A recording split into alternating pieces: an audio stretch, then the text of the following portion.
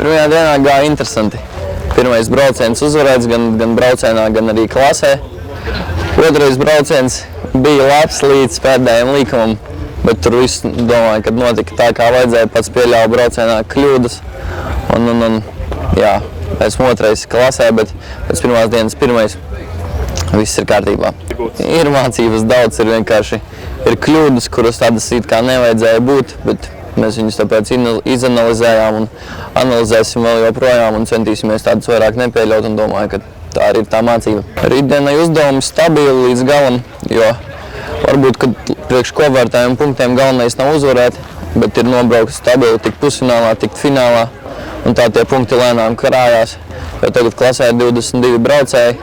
Un ja es kādā no tiem saucamajiem hītiem izstāšos, tad tur jau automātiski es netieku pusfinālā un tas mums vispār nedara. Tad vienīgais uzdevums ir stabili līdz galam ar vēsu prātu.